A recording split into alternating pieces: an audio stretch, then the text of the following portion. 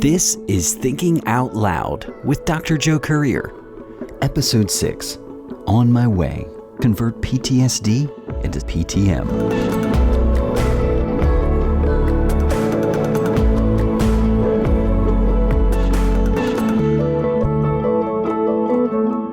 Welcome to Thinking Out Loud with Dr. Joe Courier. My name's Andrew J. Mason, and this is the show where we hit the pause button on life, head to the locker room for some life-changing halftime inspiration, and then zoom back in and grab the tactics direct from Dr. Joe's playbook to pull it all together when we're on the field. Today, Dr. Joe shares the answers he's found over the years to uncertainty by looking at the past, present, and future. When the present seems uncertain, and we have questions about our choices for the future, sometimes recognizing the patterns from the past holds a key to the answer. That recognition can help us convert PTSD into something called PTM. Here's Dr. Joe with more.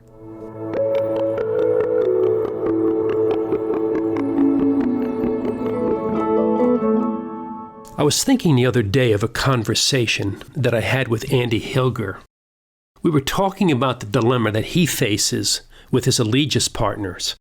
Those of you who know Andy appreciate that he's really a deep thinker and someone who cares about the men and women who make up the Allegis family.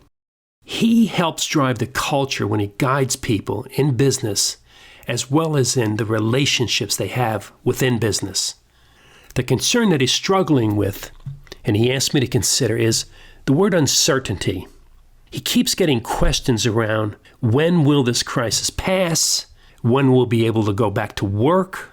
What will the world look like going forward? I thought about putting on my wizard's hat. I have one, don't ask. But I decided that it might not be my best choice to help individuals during such a uniquely painful and confusing time. So instead, I'd like to invite you to listen in on a conversation I had with my wife, Carolyn, regarding this nasty virus that's attempting to shut down our world. We laid out a timeline of events that in the moment seemed so catastrophic. Some felt like the world was coming to an end. Others just broke our hearts, and at the time we were not sure if they would ever heal. We learned early on that bad things happen to good people. We both lost our dads before the age of 5, which left us with photos but no real memories of those uncertain times. My dad was killed in a car accident when I was 4. Her father went off to the horrors, the absolute horrors of World War II. The good news is, after 2 years, her dad returned a war hero. She didn't know him when he first came home. Can you imagine? A child looking up and not recognizing this beautiful man as he came into the house after being away for a couple of years. She danced with him at our wedding and on several other joyous occasions until his death many years later. Another boogeyman nightmare chased both of us in the early 1950s. It was the polio crisis. When I was in elementary school, it seemed as if my mother wanted to hide me and my brothers in the closet. Not because we were bad kids, which we were. She must have had the image of people who contracted this crippling virus lying in an iron-lung machine, or beautiful, innocent kids on crutches for the rest of their lives. Thank heavens, Dr. Jonas Salk saved the day with his vaccine, and parents breathed a little easier. After high school, I joined the United States Marine Corps. They were looking for a few good men, and I'd hoped I could be one, so I enlisted. A lot of what I learned with the spirit of Semper Fi, I have brought to many organizations, like the Allegis Group, when I was asked to do an Emerging Leaders Executive Boot Camp. But that's another story.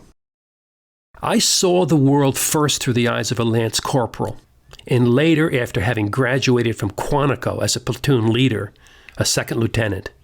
I had a lesson in social distancing when I returned home. Someone spit on my uniform and called me a baby killer, which broke my heart. I had thought I'd left the chaos and bad memories behind, but I was wrong.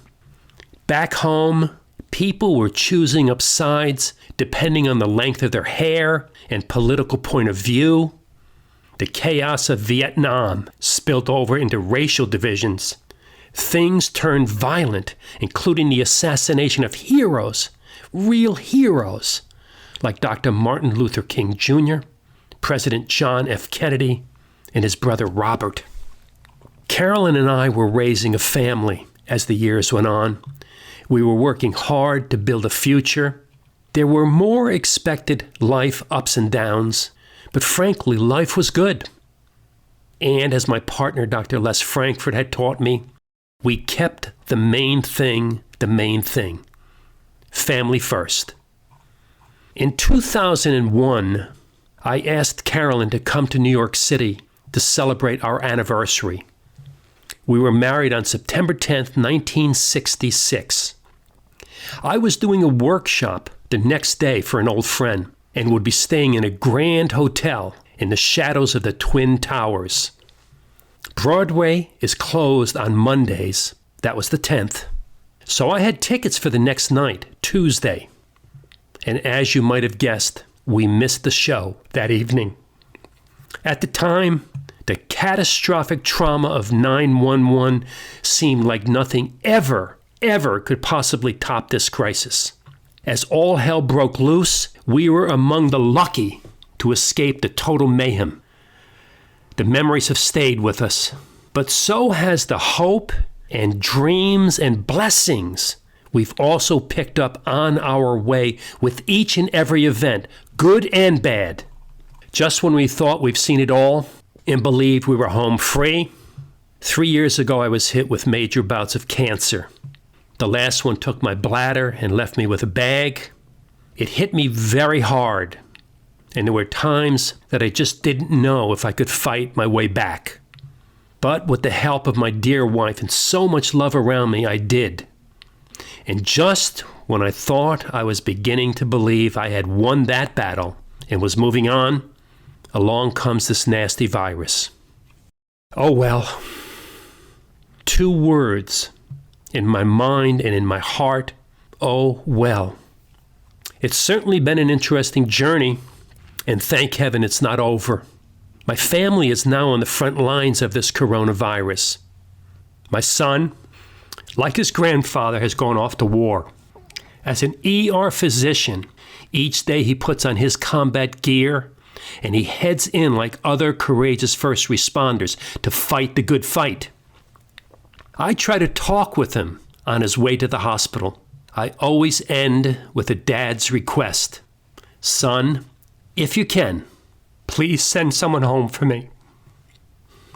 He always assures me, Dad, I'll do the best I can. And he does.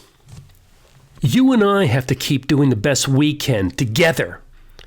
Carolyn and I made a promise 53 years ago. In good times and in bad, we will never stop dancing. As for uncertainty, that's a matter above my pay grade. Outside events are forces that you and I cannot control. So why waste our time and worry? What can we do? We can be aware of those times when we feel alone and vulnerable.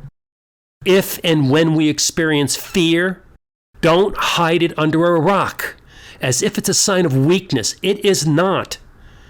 No shame, no blame. We just do the best we can. Remember, oh well, think it, feel it, and then get ready to write more exciting life chapters. Your pen, simple. Choices. Choices write your present and your future. Every well choice you and I make, the best we can do, will put us on a path to a life worth living. Oh, and please, please don't be stingy. When you share painful feelings and self-doubt, they diminish, and they open doors to healthier, more joy-filled opportunities. Sharing your deepest emotions also builds relationships from me to we, from an individual to partnerships. So what else can we do? We can stay in touch with our authentic self, the power within. Look in that emotional mirror and smile. You've got us this far, and you've done well. Next, unite. Watch each other's backs.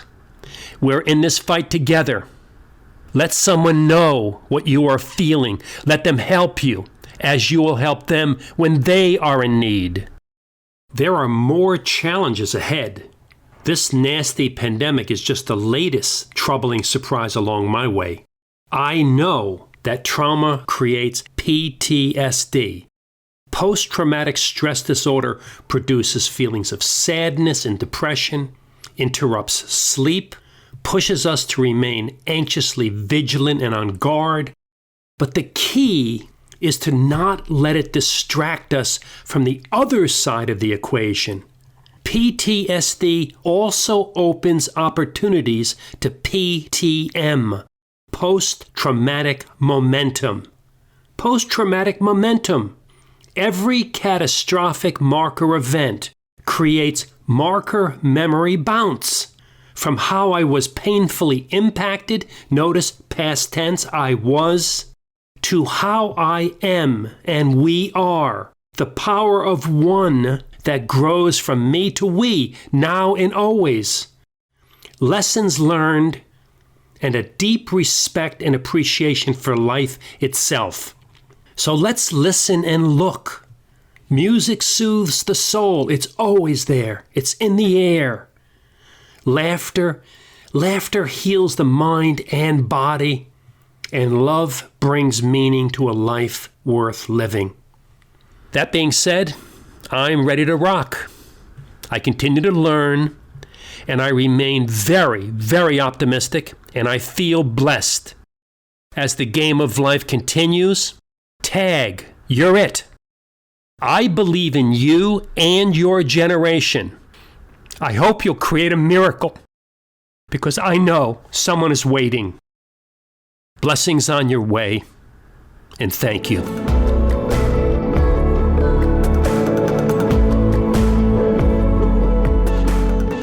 What I so appreciate, Dr. Joe, is your ability to zoom out from the moment and look at this bigger picture that's happening.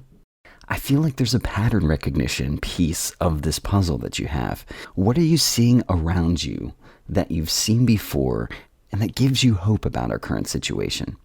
Oh, there's so many things. One of them, frankly, is the goodness of people. I am blown away with the empathy that I see where people will reach out to people in the worst of times. The other, Andrew, is laughter. I often kid about a giggle and a hug. You know, laughter is one of those miracles. It literally changes the biochemistry. My white blood cell count goes up. I often say that laughter is hazardous to an illness. So laughter and joy, it's always there. We have talked in the past about this thing called comic vision, keeping your eyes open for that. So that's the one. The other is just the hope. As I mentioned, some of these were major impacts, losing Dad along the way. But I also realized that I had to live the life of two people. I had to look through my eyes and his. I've outlived him. I've doubled his age. So I think some of the things are empathy, appreciation. That past is also, it's kind of directing me into new opportunities, new dreams to come true. And as my wife and I have said, we just never stop dancing. We really don't. So you've mentioned hopes, dreams, blessings have stayed with you through it all. If I could put my finger on it, I'd say that there's this kind of integrated tenacity in your personality. Dare I use the word stubborn? It stubbornly walks the line between these two extremes. I mean, some people say, nope, this doesn't affect me, so I'm happy, but they're blissfully unaware and disconnected from pain that's going on in the world. And then there's others that say, you know, I'm so emotionally involved and attached that it's paralyzing to me and I can't get through the day. Can you speak to how you go about living this integrated life where you really, it looks like you refuse to give in fully to either side, but you are in touch with both? I feel like that keeps you from being jaded and paralyzed, but you're still alive. Yes, it does, and it has something to do with faith, and sometimes with me it's a spiritual faith. Other time it's just a belief in, the next event will be the next best event in my life. I've also walked with heroes, and I often believe those who aren't with me are still with me. They still inspire me, and I believe that they kind of keep an eye on me as I'm on my way. You mentioned the choices that we make and this orientation that's around the best really is yet to come. And I know we've previously said that laughter is a choice that we make, but optimism an active choice? Even when things don't look good, I'm choosing to believe that the best is coming? Absolutely. People have a belief that things like optimism and pessimism are traits that are kind of, you're born with one or the other, and they're not. They're learned, and you can hone them. You can focus on them. One of the exercises that I try to do every day, and the research is beginning to really show that it can help individuals, especially in difficult situations, and that is exercises around gratitude. Stopping for 5 minutes at a particular time in the day and just journaling, kind of reflecting on the gratitude. For example, when I was ready to have my prostate cancer, when I was ready to have my surgery, I decided to have say goodbye to my prostate party. And I invited some friends over, and I started to read the ode to my prostate. We laughed about it. But the idea here was I was bringing people in who can kind of share their joy or their concerns, or just simply keep an eye on the directions of where I'm going at that moment when I may not be fully in control. Do you have any parting words for someone who, they are just in that unresourceful state? And they might say, I understand cerebrally that optimism is a choice, but I have been practicing negativity for so long, it really just feels like a part of me. Nobody knows the future, so why not? Why not? And why not with me? And as I go from me to we, surrounding myself not with toxic people, and I don't mean that in a critical, negative way, but for individuals who also are looking at the half full and are reaching. And one of the things that we try to do, Andrew, is not necessarily, like a fireman, put out the fire of distress. I want to use that energy. That's what champions do. When you take pain and angst and worry and find that fire in the belly and go forward, and people are on the sidelines cheering you on and simply giving a thumbs up. There are so many times where I've seen people, whether it's through medical or psychological conflicts, I tap my chest with a thumbs up saying, I see you, I'm watching you, I'm witnessing. And in that it also is the realization and hope, not in the hope of prayerful, gee, I wish, but making the belief come true. Everything I can do is to move in that direction. Why? It feels better. It is better. Even that small slice of your answer. I mean, if it's going to be an unlabeled mass of energy anyway, it reminds me of your oh well statement. It's just, instead of oh well, the choice just becomes, okay, why not? Tim Galway years ago wrote a series of books on the inner games. And that's kind of what I've been adopting in terms of life. The inner game of, again, when you look at the thing that's scaring most people today is uncertainty. And there really is no such thing, because we're talking about future events, which is outside of our control. So we need to position ourselves for joy. Why? Because when this tsunami of uncertainty and negativity comes, we'll know how to swim. And we'll have other people there ready to throw us a life jacket and say, here, are you okay, brother? Well, Dr. Joe, thank you again for this time that we get to spend together. And I feel like I'm speaking for a lot of people when I say we're just so grateful for the wisdom that you're sharing. It means a lot. To everybody who is engaged with us right now, you can find us on YouTube, iTunes, Courier Group's blog, anywhere that you can subscribe, like, share, review. We'd appreciate it if you'd help us get this word out. And until next time, this was Thinking Out Loud with Dr. Joe Courier. Leadership transformation growth acceleration.